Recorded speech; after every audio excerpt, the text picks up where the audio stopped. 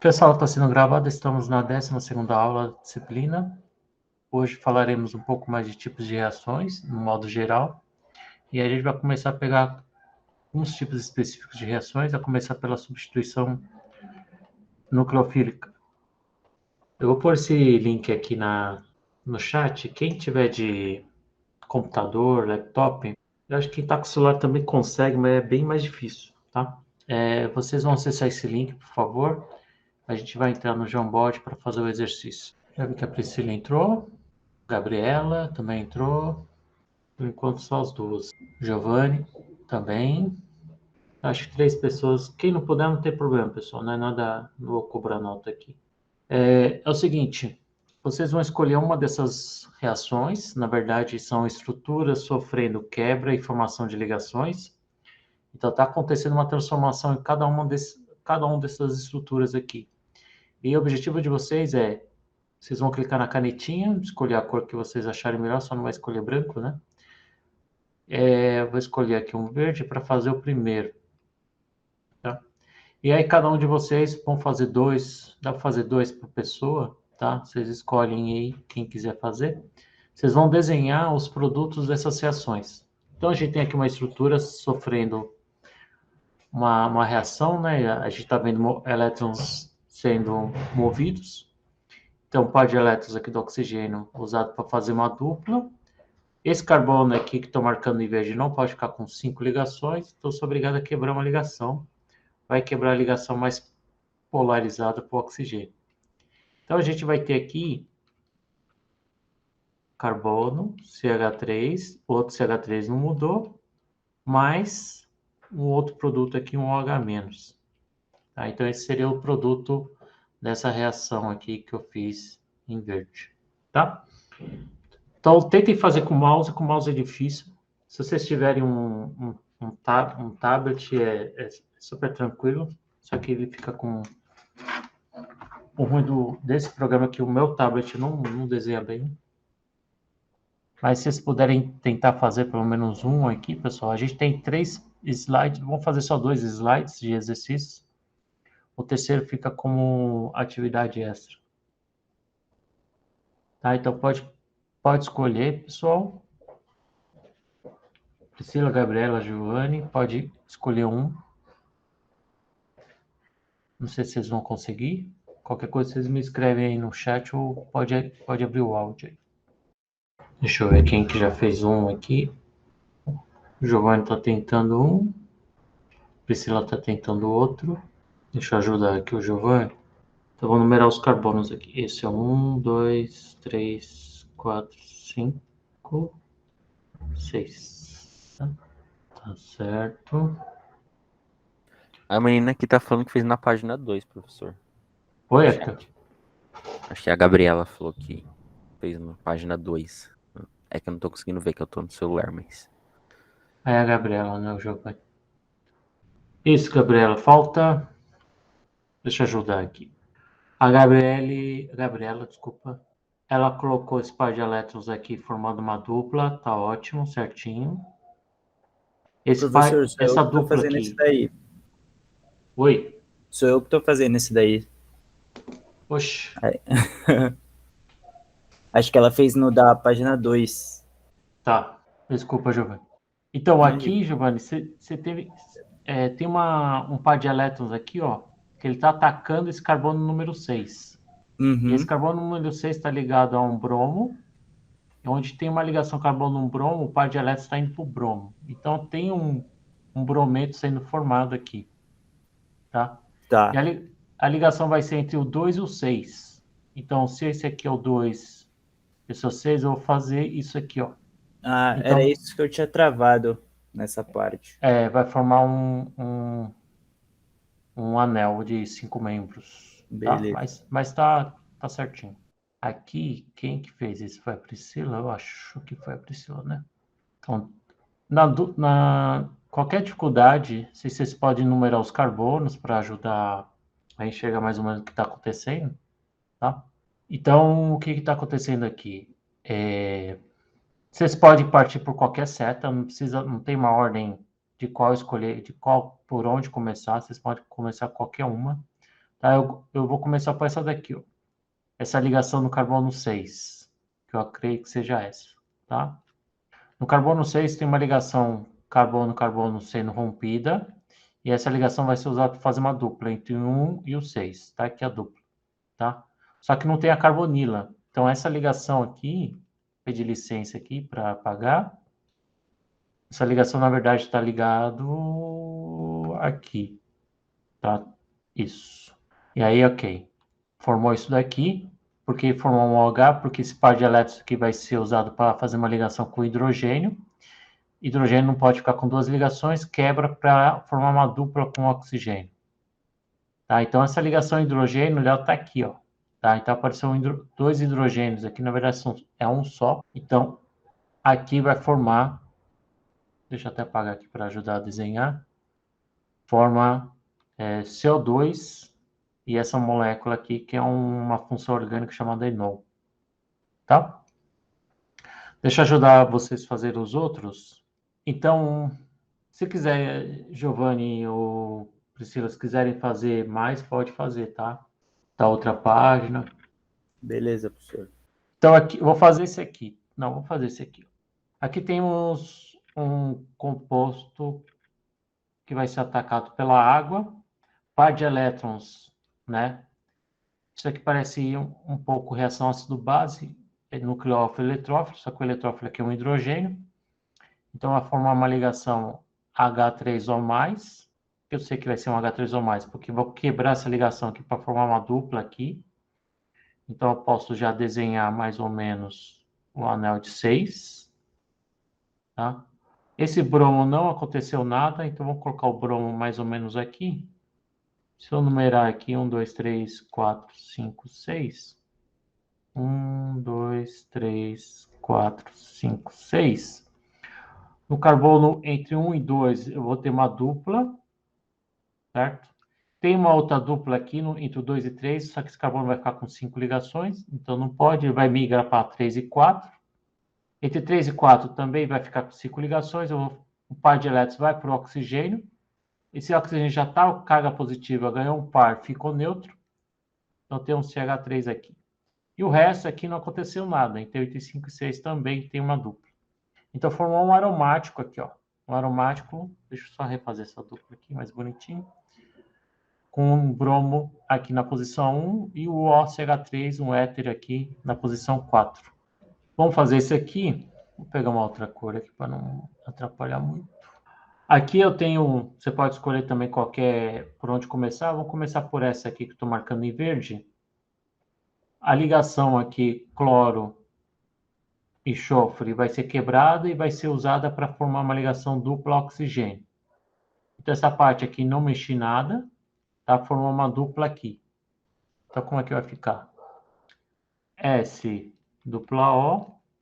Aqui, oxigênio, essa ligação já tinha antes, então ele vai ganhar mais uma ligação, ficar SO2, tá? Esse aqui é o SO2. Essa ligação oxigênio-carbono vai ser rompida para formar uma dupla. Então, se eu numerar aqui 1, 2, 3, 4, 5, né? Vou desenhar aqui a cadeia principal.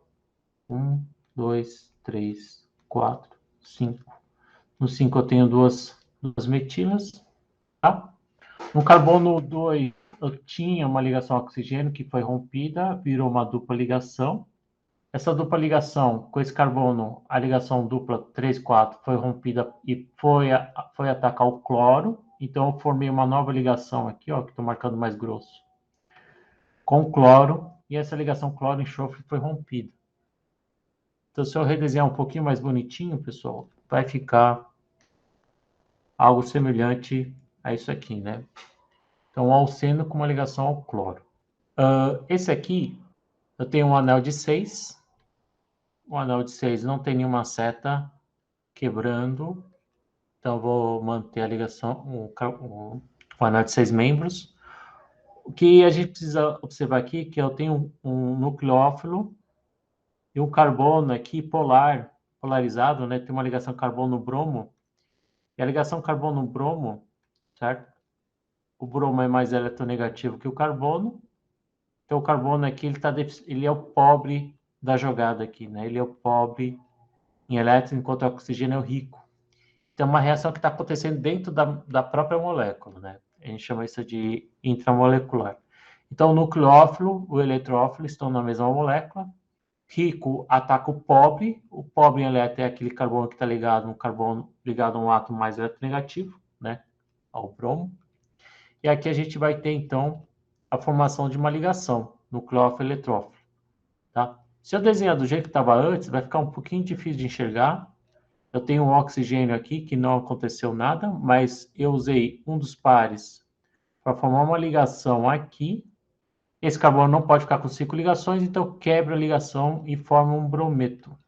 Redesenhando essa parte aqui da estrutura, a gente vai ter algo mais ou menos desse tipo aqui, ó, um epóxido, tá? Então formou um epóxido mais brometo. A estereoquímica aqui, depois a gente pode pegar, discutir com mais detalhes o que está acontecendo aqui, por que o bromo está para trás e o oxigênio está para frente, tá? É um requisito para essa reação acontecer, mas isso aí a gente vai ver mais para frente. Mas a princípio é só olhar onde que o oxigênio está atacando, eu atacou esse carbono, formei uma ligação nova e expulsei o bromo aqui, tá? Falta mais algum aqui dessa lista? Tem esse daqui, onde quebrei uma ligação para formar uma dupla, então forma uma dupla O. Aqui esse par de elétrons vai ser usado para formar uma ligação aqui, tá? Então, por isso que eu não uso muito o Jamboard, porque o Jamboard deixa as estruturas muito feias, meu Deus. Vai ficar algo mais ou menos desse tipo. Algumas reações, como essa,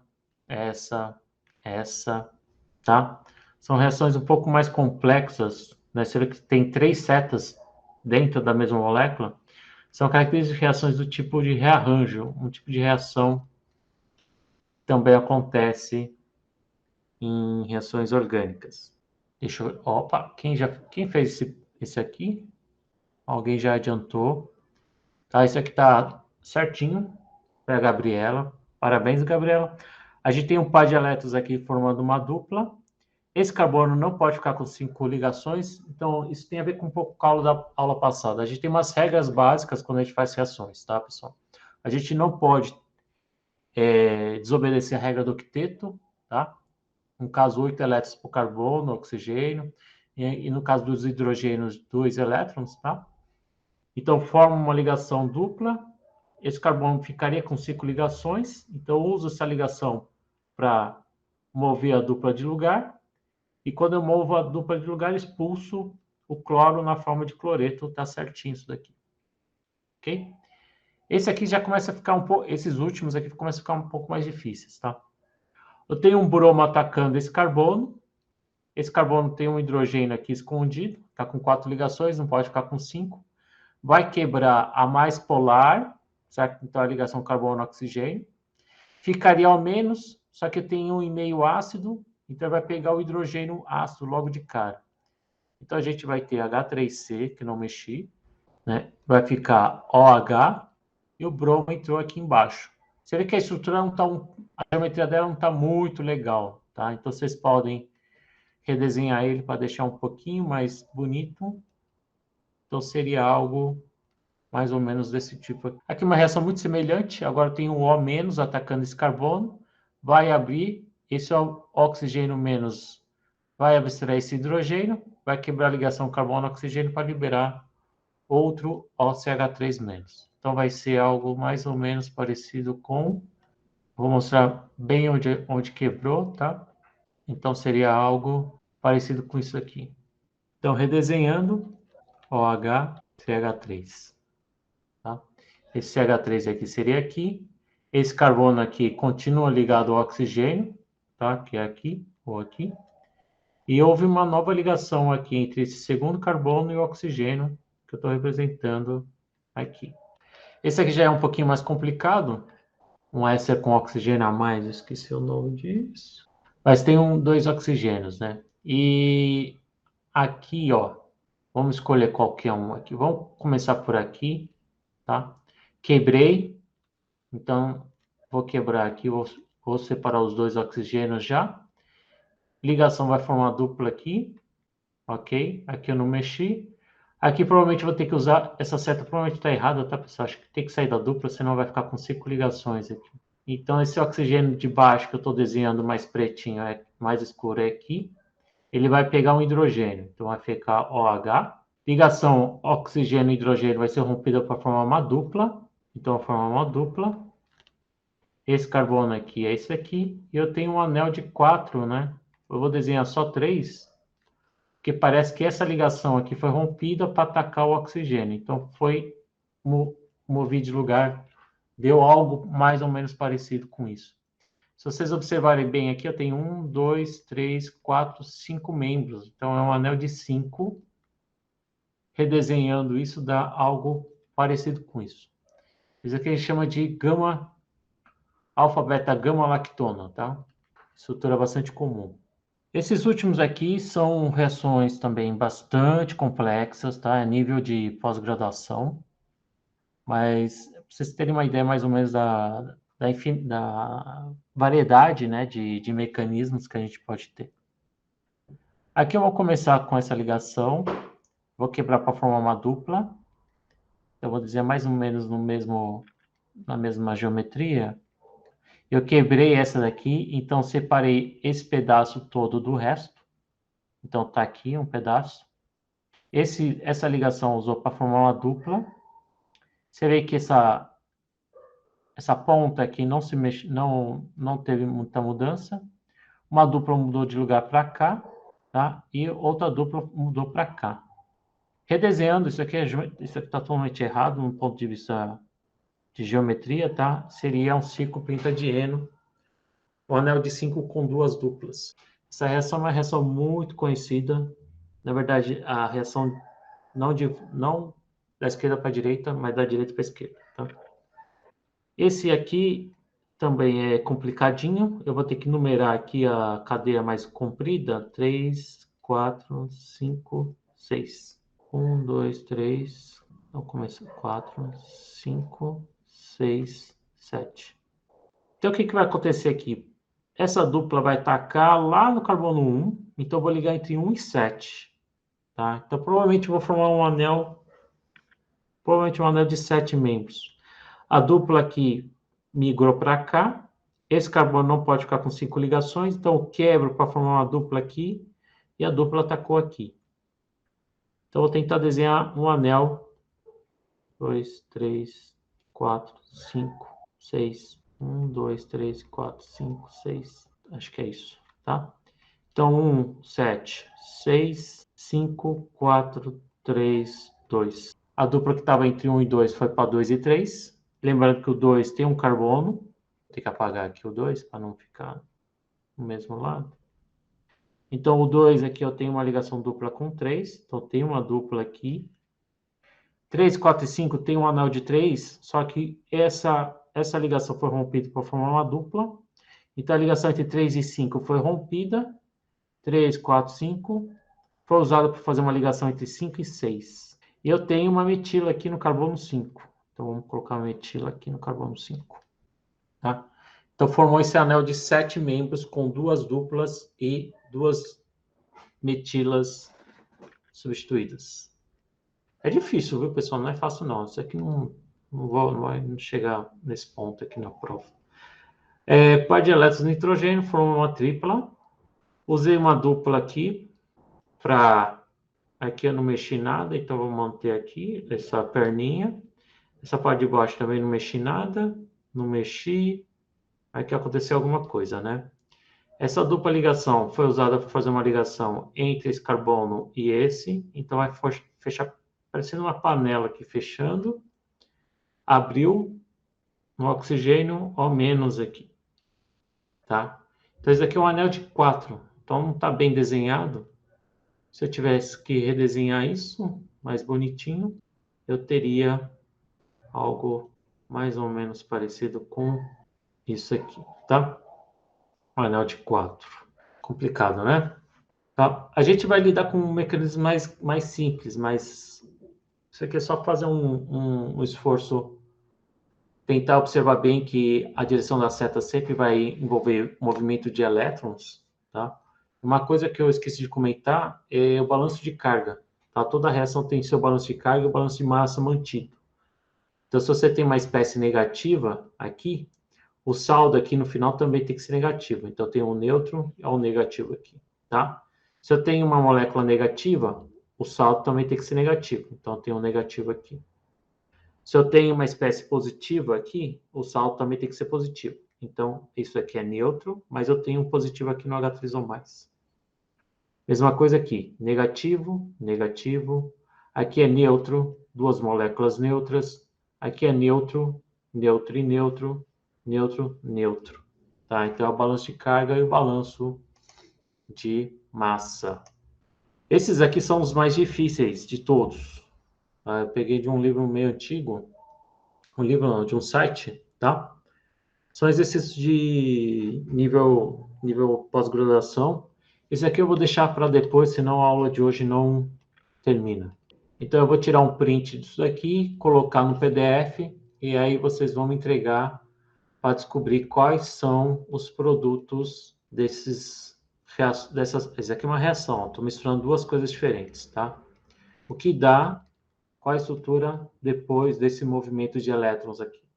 Bem, toda reação química, ela vai envolver sempre quebra e formação de ligações. A quebra de uma ligação, ela pode ocorrer basicamente de duas formas. Se a gente considerar uma ligação covalente do tipo AB, toda ligação covalente corresponde a 2 elétrons. E esses 2 elétrons estão representados aqui. Quando você quebra uma ligação, que é necessária para uma reação acontecer, você precisa quebrar ligações e formar novas ligações. Essa quebra de ligação pode ocorrer de forma homolítica, onde um elétron vai para cada átomo, e aí forma o que a gente chama de radicais. Tá? Só fazendo um parênteses, lembra na prova, quando vocês comentaram do Propofol, né? O Propofol provavelmente matou o Michael Jackson. Vocês chamavam isso aqui de isopropil, certo? Antigamente, a gente chamava isso de radical isopropil, mas por causa do termo radical ser destinado às espécies que contêm um elétron desemparelhado, isso aqui não é um radical, tá? A gente chama isso de substituinte. Então, tentem memorizar isso, tá? A gente está usando grupos que estão ligados ao anel, por exemplo, como substituintes, não mais radicais. Radical é um termo muito antigo, tá? Que a gente tá não usando mais. A gente está dedicando o termo radical para essas espécies aqui. Era isso aqui o parênteses que eu tinha que fazer. E a gente pode ter uma quebra que a gente chama de heterolítica, que é a mais comum, onde o par de elétrons vai para o átomo mais eletronegativo. Nesse caso, foi escolhido o átomo B. E aí você tem formação de cargas, né? E isso é o que a gente vai observar mais nos mecanismos das reações a partir de agora. Outra coisa que tem em comum, a grande maioria das reações, principalmente aquelas reações que formam ligações, são reações envolvendo nucleófilos e eletrófilos. Isso eu já falei antes do feriado, tá? O que são nucleófilos? Nucleófilos são espécies que estão ricas em elétrons, certo? Ricos em elétrons são espécies, tanto é que a gente escreve, como a gente representa um nu qualquer, muitos livros representam o nu com uma carga negativa, tá? Mas nucleófilos também pode ser espécies que contenham pares de elétrons desemparelhados, também pode atuar como nucleófilos. Espécies deficientes em elétrons são os eletrófilos, que a gente geralmente observa nos livros como E, tá? Em alguns casos com uma carga positiva. Mas a gente pode ter, por exemplo, um eletrófilo H+, tá? Ah, professor, H+ não é ácido? Então, essa teoria nucleófilo-eletrófilo tem muito a ver com a teoria de Lewis, teoria ácido-base de Lewis. E a teoria de Lewis ela é um pouco mais ampla do que a teoria de Bronsted e a de Arrhenius. Então, a teoria ácido-base está meio aqui dentro, tá? Então, a gente pode chamar o H+ de um eletrófilo também. Exemplos de nucleófilo, outro exemplo de um eletrófilo, que não necessariamente é uma carga positiva, mas uma ligação carbono, átomo mais eletronegativo. Tá? O átomo mais eletronegativo faz com que o carbono seja pobre. E esse carbono, ele não tem carga localizada positiva, mas ele é um carbono eletrofílico.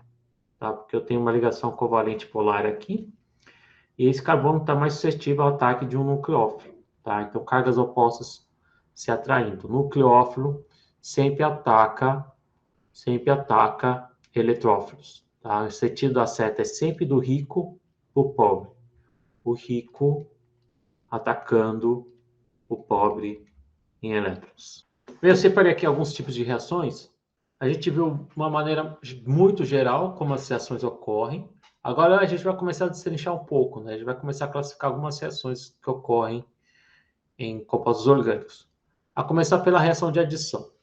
A reação de adição ocorre, ela é definida como a adição de um reagente, que estou chamando aqui de AX, mas pode ser, por exemplo, XX, X2, tá? Pode ser água, pode ser qualquer coisa aqui. Em um substrato insaturado, tá? Insaturado pode ser, então, um alceno ou uma tripla ligação, tá?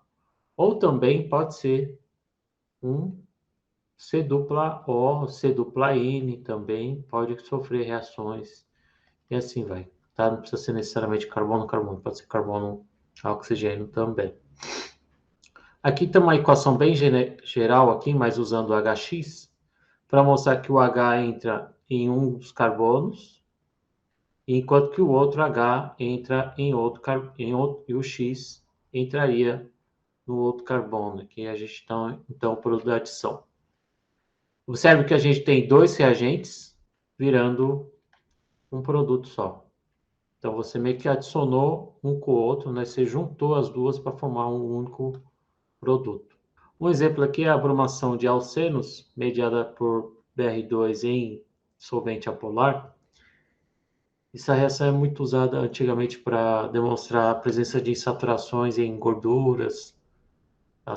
As gorduras insaturadas possuem bastante duplas ligações. Se você jogar bromo, que é laranja, com o passar do tempo ele vai descolorindo, para mostrar que o bromo adicionou na dupla ligação. Tá? Dá para fazer com tomate também, dá para fazer com alguns experimentos interessantes, tá? Mas aqui é para mostrar que o bromo cada átomo de bromo vai ser adicionado em um dos carbonos da dupla ligação. Então é a reação de adição. Existe a reação contrária da adição, que é a reação de eliminação,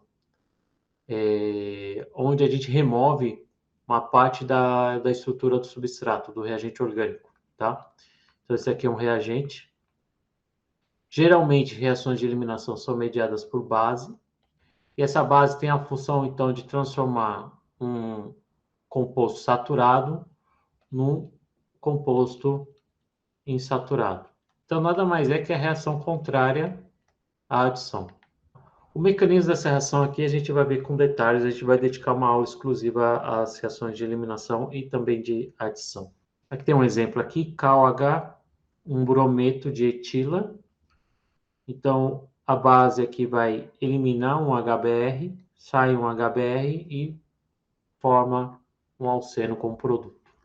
Tá? Então, a gente tem aqui, por enquanto, esses dois tipos de reação que são um inverso do outro. Tá? Se vocês perceberem a reação de adição e a reação de volta, é como se a gente estivesse fazendo a adição de um lado e a eliminação no outro sentido. Temos o terceiro tipo de reação, que é a reação de substituição. Essa que a gente vai ver hoje, se tudo der certo. Ela consiste em você substituir um grupo pelo outro. Eu tenho aqui um reagente, ou a gente costuma chamar bastante de substrato, tá? Que é o reagente 1. E aqui ele está reagindo com NaOH. NaOH é fonte de OH-, certo? E o que é um OH-? É uma espécie carregada negativamente, rico em elétrons, ou seja, é um nucleófilo. Então, esse nucleófilo vai substituir o OH, vai entrar no lugar do Br. Eu tenho aqui a reação de substituição feita. Então, foi uma reação que lembra muito em TQ, aquela reação que a gente chamava de simples troca, né? Onde um dos grupos troca com um dos substituintes aqui o bromo, troca aqui com hidróxido. A gente tem outro exemplo aqui, a hidroxila com cloro. Hidroxila vai entrar no lugar do cloro aqui da reação, também uma reação de substituição.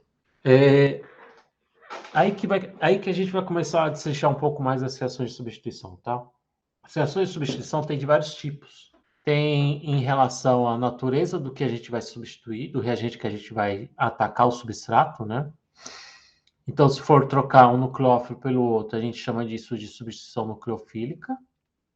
Mas também existe a substituição eletrofílica, onde a gente troca o eletrófilo. A gente também tem uma classificação das reações de substituição em relação ao tipo de substrato, ou seja, pode ser cadeias abertas ou cadeias aromáticas. Tá? Cadeias abertas a gente chama de alifáticos e cadeias fechadas a gente chama de aromáticos. A gente tem aqui, então, dois exemplos de substituição em termos do que é substituído no substrato. A gente tem a substituição nucleofílica, onde a gente reage o substrato com o nucleófilo, e aí o nucleófilo entra no lugar do X, e esse X tem um nome específico, a gente chama isso de grupo de saída. Geralmente é um grupo eletronegativo, né? Mais eletronegativo que o carbono. Essa reação a gente viu aqui, então aqui eu tenho um nucleófilo substituindo por um outro, porque o brometo também é uma espécie rica em elétrons, também é um possível, a gente poderia chamar isso de nucleófilo, mas numa reação de substituição, o que sai, ele tem outro nome, ele não chama mais nucleófilo, a gente chama isso de grupo de saída. A gente pode ter outro tipo de reação de substituição, onde a gente vai trocar agora, em vez de trocar um nucleófilo por outro, a gente vai trocar o eletrófilo. Isso acontece em substituição eletrofílica do tipo aromática, a SAR. Esse hidrogênio aqui, ligado a um composto aromático, o composto aromático, ele sofre uma reação de substituição na presença de eletrófilos fortes, tá? E esse hidrogênio acaba saindo no lugar, dando lugar ao Y, certo? Então ele sai na forma como se fosse um H+. Na verdade, ele não sai um H+, mas resumindo a equação, seria mais ou menos isso. Então, a gente está lidando com espécies pobres em elétrons, certo? Por que aqui são pobres e aqui são ricos? Por causa do mecanismo da reação. Aqui o mecanismo é bem diferente do que aqui de cima. Tá? A gente vai ver isso com mais detalhes. Então, substituição nucleofílica a gente simboliza como SN e substituição eletrofílica a gente escreve como SE. A sequência de aulas que a gente vai ver a partir de agora, a gente vai lidar hoje com substituição nucleofílica. A aula que vem a gente vai lidar com reações de eliminação. As próximas aulas a gente vai lidar com as reações de adição. Tá? Existe também mais alguma? Existem várias ainda. A gente vai ter uma comparação quando que eu sei que vai dar substituição, quando eu sei que vai dar eliminação. E também lá na frente a gente vai ver só então as reações de substituição eletrofílica aromática, que é essa daqui, tá? Então aqui a gente tem as duas reações bastante importantes para essa disciplina, a SN e a SE. E a sequência de reações vai seguir mais ou menos essa ordem aqui. Pessoal, se vocês tiverem alguma dúvida, a gente viu, então, fazendo uma tentativa de classificar as reações orgânicas, vimos lá no começo a adição, a reação contrária à eliminação, a substituição. Tem mais uma aqui que chama rearranjos, tá? Existe uma quinta reação que a gente não sei se a gente vai ver hoje, mas a gente vai ver talvez nas últimas aulas. Rearranjo é uma modificação da estrutura do substrato, tá? Isso ocorre para tornar ela mais estável, por algum motivo, ou simplesmente um rearranjo dos elétrons, principalmente elétrons π também, tá? É o seguinte, reação de rearranjo são reações que a gente vai ver, pelo menos com esse caso aqui, talvez, tá? Nesses outros dois casos aqui, envolve elétrons π, e aqui envolve carbonilas. Então, isso aqui a gente vai ver um pouco em quem for fazer o curso de Química e Mecanismo de Reações Orgânicas. E esse aqui a gente vê principalmente em disciplinas de pós-graduação. Tá? Então, a gente vai ver um pouco isso aqui, tá? Que é um rearranjo de uma estrutura para formar um composto mais estável. Aqui a gente tem um carbocátion ligado apenas a um outro carbono, então a gente chama isso de primário. E ele está levando... O que aconteceu? Esse CH3 migrou, quebrei e foi para cá, tá? Então, essa nova ligação que estava aqui foi para cá. O que aconteceu? A carga positiva mudou de lugar. Agora eu tenho um carbocation terciário, que é mais estável. Então, esse é o rearranjo que a gente vai ver, pelo menos nesse quadrimestre. Existem outros tipos de reações, tá? Existem as reações que a gente chama de pericíclicas, que é um outro tipo, a gente vai ver talvez um exemplo lá na frente, tá? Aqui são outros tipos de reações, mas são reações que a gente já viu agora há pouco, mas que lembram, dependendo do tipo dos substratos, dos reagentes, eles se assemelham a reações de substituição, eliminação ou rearranjo. Para explicar melhor essas reações, eu não vou dar muitos detalhes, mas são reações envolvendo aqui compostos carbonílicos, tá? E, de novo, isso aqui são reações em que a gente vai ver com mais detalhes na disciplina de mecanismos de reações orgânicas. É para mostrar que existem muitos outros tipos de reações, tá? E compostos carbonílicos é um caso à parte, tá? Existem disciplinas que só falam de compostos carbonílicos, porque a gente tem muitas peculiaridades aqui nessa função orgânica, tá? Por exemplo, aqui o carbono ele é eletrofílico, então ele sofre reações na adição de nucleófilos. Então são reações que a gente pode chamar de adição, mas dependendo do intermediário formado, eu posso ter uma eliminação que vai se assemelhar a um processo de substituição, nesse caso aqui, ou até de uma eliminação. Nessa reação aqui foi simplesmente uma migração, um rearranjo de dupla, porque o sistema alternado aqui é mais estável, mas isso aqui não vem ao caso agora para essa disciplina. A gente vai falar agora, então, do SN, finalmente, da substituição nucleofílica. A substituição nucleofílica, ele aqui tem um índice X, porque existem subtipos de substituição nucleofílica. A gente vai ver duas delas hoje. Existe algo que a gente chama de SN1 e existe o que a gente chama de SN2. Eu vou explicar aqui de forma química, mas a gente vai tentar abstrair numa situação do dia a dia para tentar entender esses dois mecanismos. A substituição SN significa que eu estou substituindo um nucleófilo por outro. Certo? Então, S de substituição e N de nucleofílica. Tá? Então, a gente só está vendo esse tipo de substituição. Nucleófilo, substrato contendo um grupo de saída. Esse nucleófilo vai entrar no lugar do X e vou liberar o grupo de saída. Essa reação pode acontecer de duas maneiras, como eu já falei. Primeiro, no mecanismo que a gente chama de SN1, ocorre em duas etapas, tá? Esse 1 é porque ele é usado, ele tem uma definição de uma reação de substituição nucleofílica unimolecular. Depois eu vou explicar o que é isso. Ela ocorre em duas etapas, e a primeira etapa consiste na saída do grupo de saída para formar um intermediário chamado carbocation, e na segunda etapa o carbocation reage com o nucleófilo, que está aqui, para a formação da ligação carbono-nu, e você ter o produto de substituição. Ok? Então, é uma reação que ocorre em duas etapas. Na SN2, o 2 vem de bimolecular, ela ocorre em uma única etapa.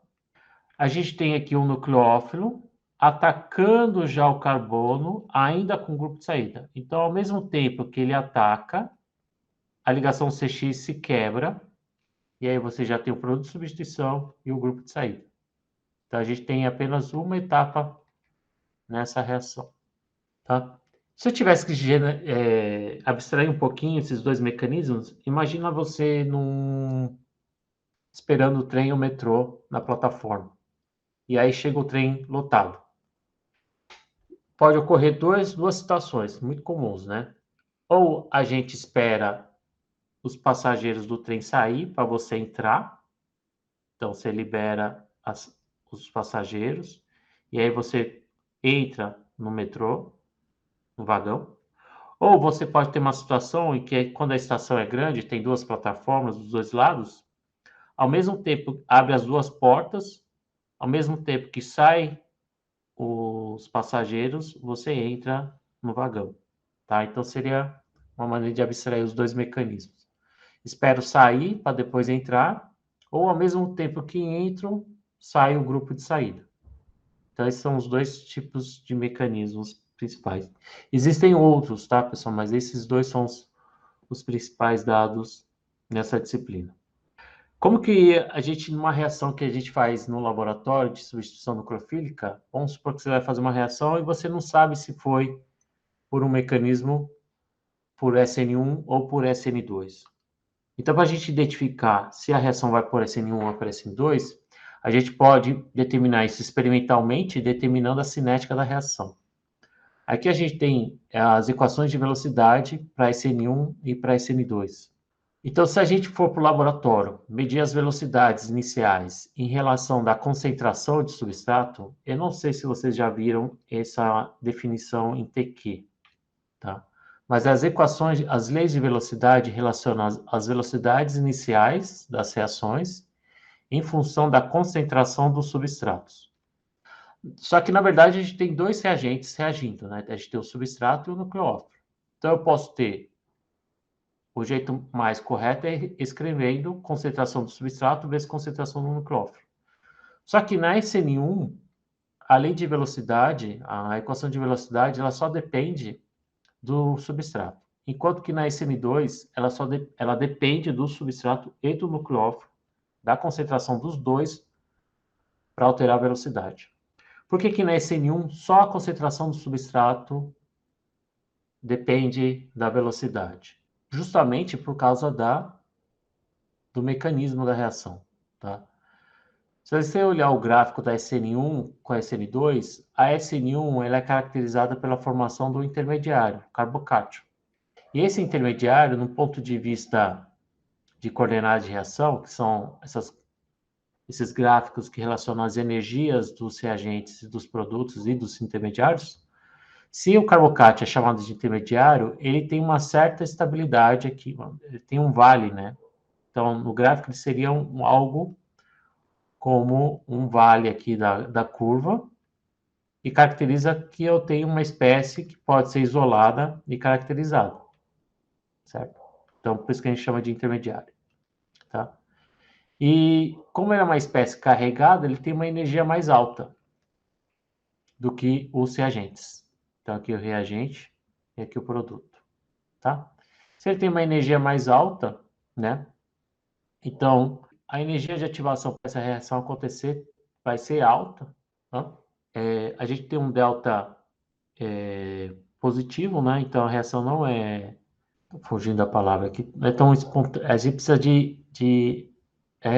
a gente tem a formação desse intermediário e a gente tem essa barreira energética para essa primeira etapa acontecer. Esse gráfico não está muito bem exemplificado, mas se vocês observarem agora a segunda etapa da reação, que é a formação da reação entre o carbocátio com o nucleófilo para formar o produto, agora eu tenho uma barreira mais favorável, né? Eu tenho uma energia de ativação menor para a reação acontecer, a segunda etapa, para formar o produto, que na verdade é esse aqui, tá? Mas ocorreu uma desprotonação. Mas eu quero focar nessas duas barreiras aqui de energia. Você vê que a primeira barreira é maior que a segunda, ou seja, a primeira etapa tem uma energia de ativação maior. Se ela é maior, então significa que ela é mais lenta. Então, se ela é mais lenta, a lei de velocidade vai depender só do substrato para a reação acontecer. Por que isso? Porque a primeira etapa, a gente não tem a participação do nucleófilo. Então, na primeira etapa, a gente só tem o substrato, só ele, para quebrar essa ligação e formar o carbocátio. Tá? Então, como só depende do substrato, a lei de velocidade também vai ter a dependência só do substrato para a reação acontecer. A SN2, por sua vez, a velocidade da reação depende das concentrações no substrato e do nucleófilo. Por quê? Porque o mecanismo diz isso. O mecanismo diz que quando a reação de SN2 é um mecanismo onde a reação depende do nucleófilo para formar uma ligação com o carbono, para formar uma nova ligação e expulsar o grupo de saída. Tá? Então, a coordenada de reação de mais SN2, ela não tem intermediários, então ela só tem aqui reagentes, produtos, e aqui a gente tem uma energia de ativação para a reação acontecer. Esse ponto mais alto aqui é uma coisa que confunde muita gente, tá? Essa espécie que está entre colchetes aqui, com esse símbolo, parece um símbolo diferente, na verdade é para representar uma espécie que, na verdade, ela não é bem uma espécie imaginária, assim, vamos dizer, que é o estado de transição. Espero que vocês já tenham visto isso aqui também, tá? Estado de transição não tem a ver com intermediários. Intermediários são aquelas espécies que são formadas no meio do caminho, ele tem uma certa energia, né, uma certa estabilidade, um vale aqui, e aí quando vai sofrer uma outra reação, ele atinge um ponto mais alto aqui, que é chamado de estado de transição, que é esse ponto aqui ou esse ponto aqui.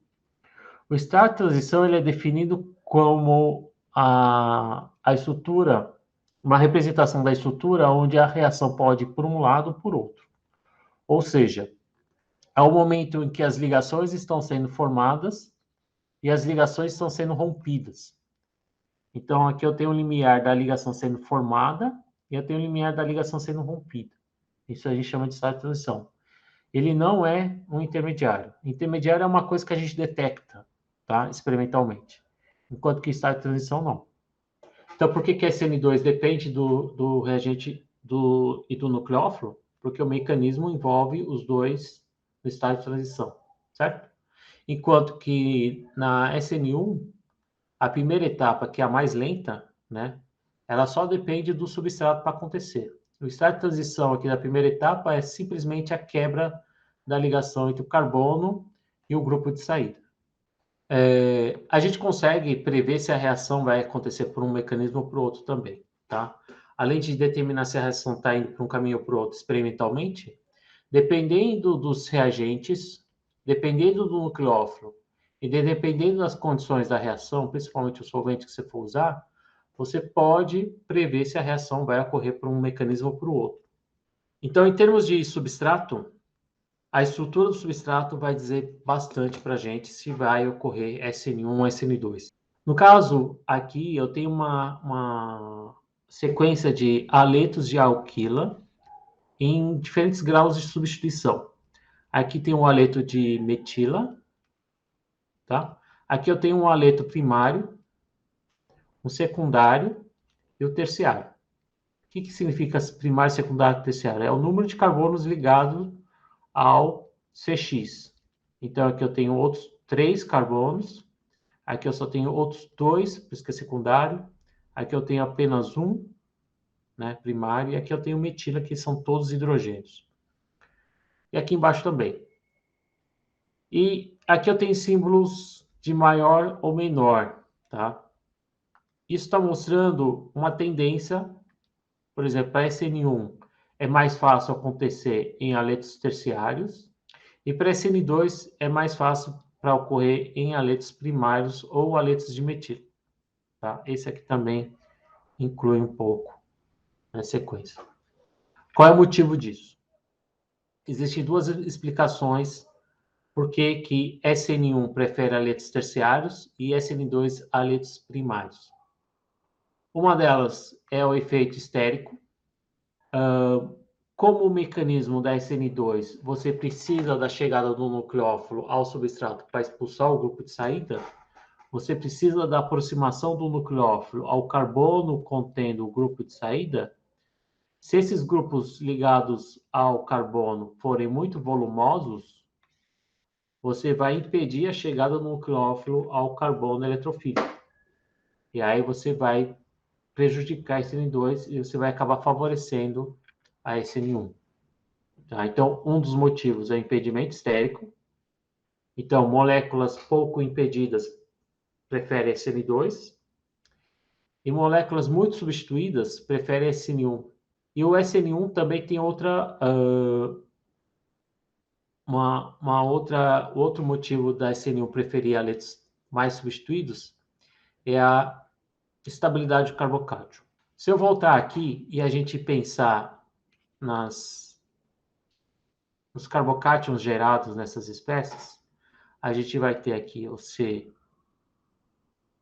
ligado a 3 hidrogênios, a gente vai ter um C ligado a 2 hidrogênios e um carbono com uma carga positiva, a gente vai ter um C ligado a 2 carbonos, um hidrogênio com uma carga positiva.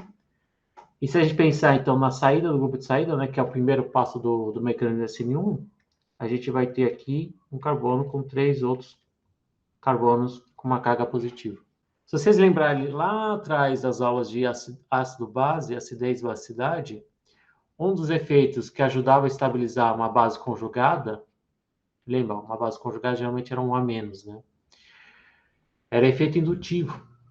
Eu peguei lá o ácido acético, coloquei aqui hidrogênios. Se você tivesse átomos eletronegativos, como flúor, eu teria uma estabilização através das ligações sigma. Isso se chamava efeito indutivo. Existe um efeito indutivo contrário, que agora, quando você quer estabilizar uma carga positiva. Quando você quer estabilizar uma carga positiva, você precisa doar elétrons para ele ficar mais estável. Então, essas setinhas que eu estou colocando aqui para mostrar que são elétrons vindo desses carbonos para estabilizar essa carga positiva. Isso ocorre quando eu tenho carbonos. Hidrogênio não consegue doar elétrons, mas carbonos conseguem. Então, há uma preferência de SN1 preferir reagir em aletos terciários. Uma forma de observar isso de outra forma, tá? Dá para representar isso por orbitais moleculares. Então, a gente tem aqui um carbocátion. O carbocátion está aqui, tá? Esse carbono que eu coloquei em verde é o carbocátion. É o carbono com uma carga positiva. É meio difícil chegar a isso, porque eu não explorei muito isso, né? Esse orbital roxo, ele é um orbital P vazio. Toda vez que você forma um carbocátion, o carbocátion, ele faz apenas 3 ligações, certo? Ele tem uma geometria planar, então é como se esse carbono tivesse com hibridação sp2. Hibridação sp2 significa que esse carbono vai ter um orbital P, que não foi hibridizado, e nesse caso é um orbital P vazio. Então, o carbocátion, ou seja, o C carga, na verdade, é um carbono com orbital P vazio. Tá? Então, a representação em orbitais da carga positiva é um orbital P vazio. Tá? Esse orbital P vazio está sem elétrons. E o que vai acontecer? Então, se você tiver carbonos ligados a um carbocátion, ele vai doar elétrons por efeito indutivo, tá? Que eu falei agora há pouco. Só que esse efeito indutivo especial aqui para carbocátions tem um nome de hiperconjugação. E essa hiperconjugação, na verdade, ela envolve as ligações carbono-hidrogênio, né? Aqui eu tenho o orbital sp3 desse carbono, ligando o orbital S, que é esse verde do hidrogênio. Então, aqui eu tenho um par de elétrons. Então, esse par de elétrons, ele vai sentir a atração pelo esse orbital P vazio, e aí essa hiperconjugação, que é a sobreposição desses orbitais, é uma maneira de representar essa setinha de elétrons doando através das ligações sigma. Então, seria uma forma de a gente visualizar, em termos de orbitais, por que carbonos doam elétrons para carbonos positivos. Tá? Então, a nuvem eletrônica aqui tem um par de elétrons da ligação CH, vai se sobrepor ao orbital P vazio, e essa sobreposição de orbitais vai ajudar a estabilizar essa carga positiva. Então, quanto mais carbonos eu tiver substituídos nesse carbocátion, mais hiperconjugação vou ter, mais estável vai ser esse carbocátion. É um conceito difícil, mas não é um tipo de efeito indutivo que muitos livros representam através de orbitais. Tá? A última coisa que eu vou comentar na aula de hoje é em relação à estereoquímica dessas reações. Quando eu comentei a estereoquímica, eu falei lá atrás, ó, vai ser importante também para a gente visualizar reações, né? Não só entender o que é o R, como a gente discrimina o R e o S, mas como que esses compostos se comportam em diferentes situações, principalmente em reações. Vamos pegar um exemplo aqui. Vamos fazer uma reação de SN1 do S 2-bromo-butano. Ai, professor, essa parte aqui de novo. Então, eu tenho uma molécula quiral, eu tenho um carbono assimétrico aqui, ó, carbono com 4 ligações diferentes. Então, quando você tem um carbono com 4 ligações diferentes, você pode ter o R e o S, né? O carbono quiral, o centro quiral. E aqui eu estou fazendo uma reação só com um S, tá? Só estou usando o S para fazer a reação. Uma reação que eu faço no laboratório em condições SN1, ou seja, vai sair o grupo de saída, vai formar um carbocátion, e aí depois eu vou ligar ele com o nucleófilo. Então aí vai ter quais são os produtos. O produto aqui vai ser, eu vou trocar o nucleófilo bromo por água, que na verdade ele virá um álcool no final, certo? Vai perder um hidrogênio, e esse hidrogênio vai formar um par aqui com brometo, tá? Tá aqui. Mas o mais interessante aqui é observar que eu formei uma mistura. Eu formo praticamente 50% desse e 50% do S. Ocorreu, então, o que a gente chama de racemização. Você parte num composto quiral e ele racemiza, forma uma mistura dos dois enantiômeros. Agora, quando você faz a mesma reação em condições SN2, tá? Eu forço a reação, eu controlo a reação para que ele faça, a reação ocorra no modo SN2, que é aquele modo onde o nucleófilo ataca e sai o grupo de saída. E aqui, se eu partir do mesmo S2-brombutano, eu vou ter aqui, agora usando um nucleófilo mais forte, tá? Para acontecer, eu tenho só um enantiômero, tá? Enquanto que aqui eu formei uma mistura, aqui eu formei um só, um único produto. Esse produto, ele tem uma configuração invertida. Se eu partir do S, eu formei o R. A gente fala que isso ocorreu uma inversão de configuração. Por que que isso aconteceu? De novo, mecanismo. No mecanismo SN1, deixa eu voltar aqui, esses slides estão muito porcos. Se você tem um substrato quiral, vamos supor que esses quatro aqui são diferentes, né? Quando você tem no mecanismo SN1, o primeiro passo é a formação do carbocátion. Observe que a estrutura do carbocátion é uma estrutura planar, tá? Eu falei aqui que o carbocátion está aqui, né? Ele é uma estrutura planar. Qual que é a próxima etapa? É o ataque do nucleófilo, certo? Esse nucleófilo vai se adicionar aqui ao carbocátion. Como o carbocátion ele tem uma geometria planar, o carbocátion, o nucleófilo, ele pode atacar por cima, né, por orbital, ou por baixo, certo? Então, falando bem grosseiramente, é como se o nucleófilo atacasse aqui ou aqui. Então, como eu tenho duas possibilidades de ataque do nucleófilo, certo? Eu vou formar dois produtos. Então, se você parte de um substrato quiral, você tem os três substituintes diferentes, você vai adicionar um quarto diferente. Então, você vai formar uma estrutura contendo um carbono assimétrico. Se você jogar o quarto substituinte por cima, vai ser um enantiômero. Se você jogar o quarto substituinte por baixo, que vai ser um nucleófilo, você vai ter o outro enantiômero. Então, por isso que aqui eu tive a formação do R-butanol e o S-butanol. A saída desse grupo de saída leva a um carbocátion, certo? E esse carbocátion, ele é planar, certo? E aí o nucleófilo pode atacar tanto por cima como por baixo, que é, no caso aqui, a água. Então, a água atacando por baixo ou por cima vai levar à mistura desses dois produtos. E porque na SN2 não ocorre isso, por causa do mecanismo, né? No mecanismo SN2, certo? Se você tem os três grupos diferentes, como o ataque do nucleófilo ocorre por trás, onde está o grupo de saída, ocorre um efeito parecido quando você pega um guarda-chuva num vento e o vento inverte o guarda-chuva, certo? É um efeito muito parecido. Então, enquanto que ele está aqui ligado ao X, quando você chega no nucleófilo por trás, no carbono onde contém o grupo de saída, você vai inverter a configuração.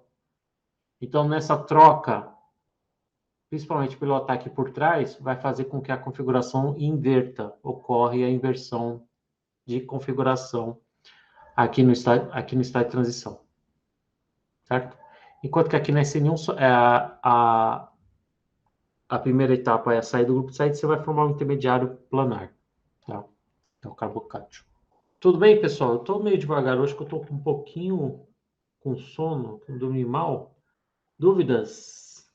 Também pós-feriado, né? Pessoal, a próxima parte aqui que era para comentar é a influência do solvente. Tá? Eu vou ter que estudar um pouco mais, porque na aula de manhã eu me enrolei um pouquinho.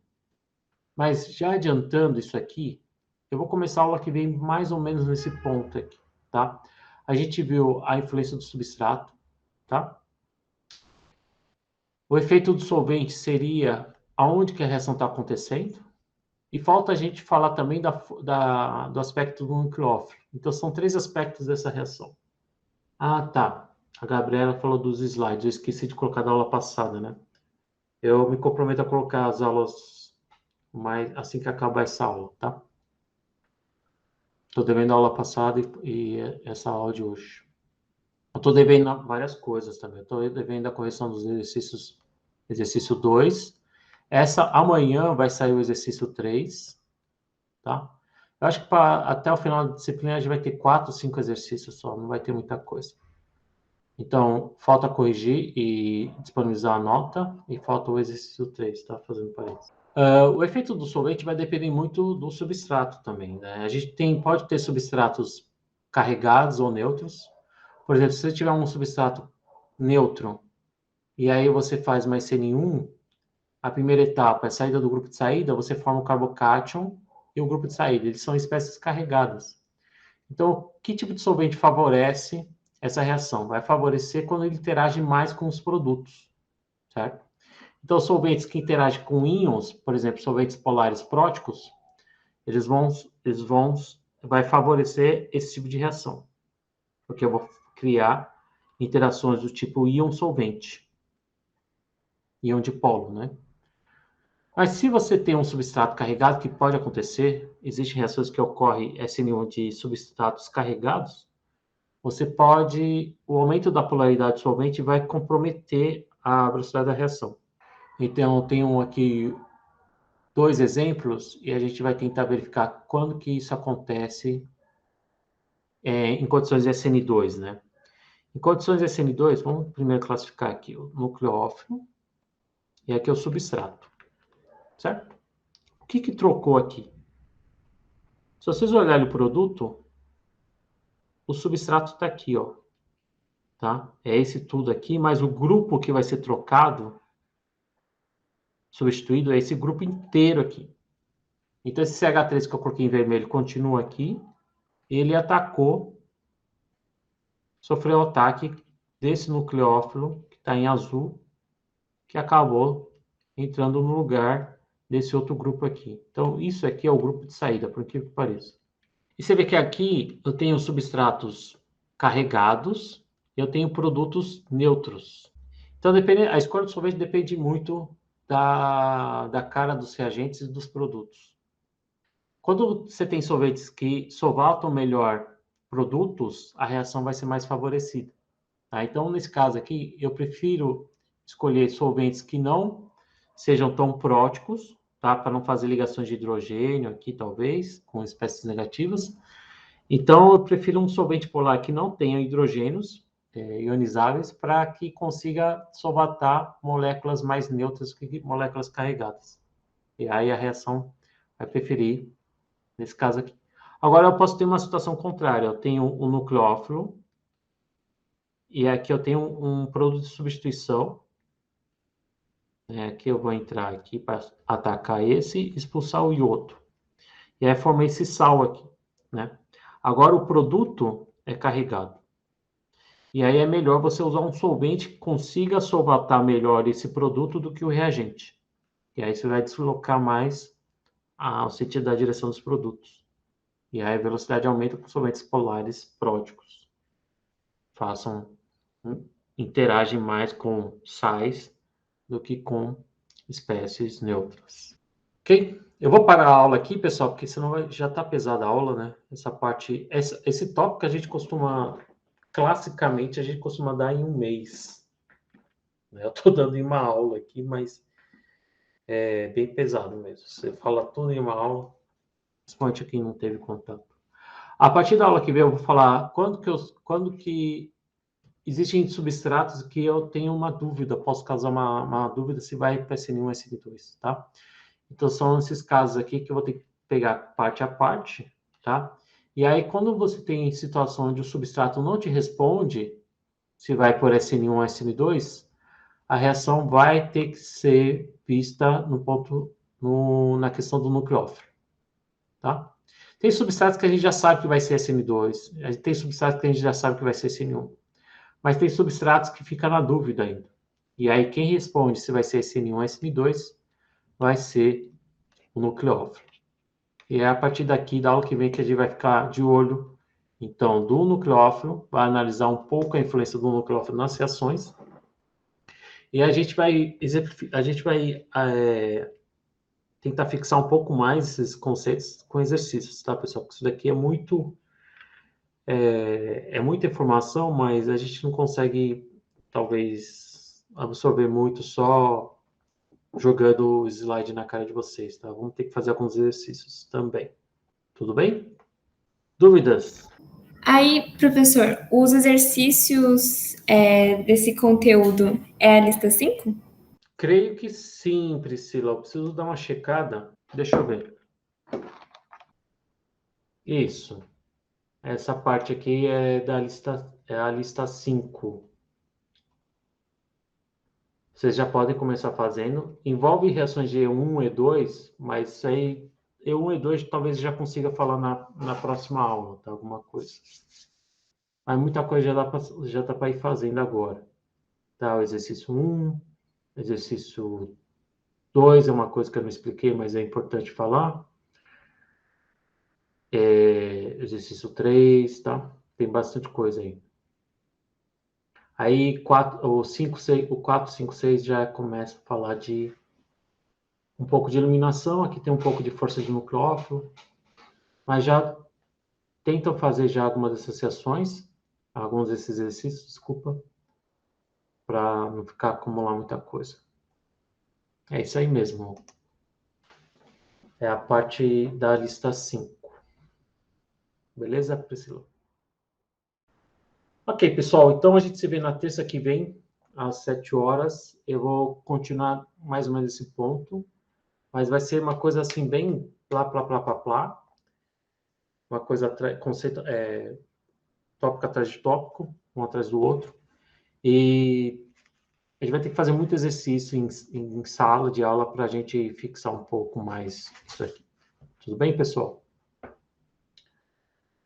Então, quem não tiver mais dúvidas, obrigado, Giovanni, pelo retorno. A gente se vê, então, na terça-feira. Tchau, Gabriela. Até mais, pessoal. Vou interromper a gravação agora. Tchau, tchau. Tchau, tchau.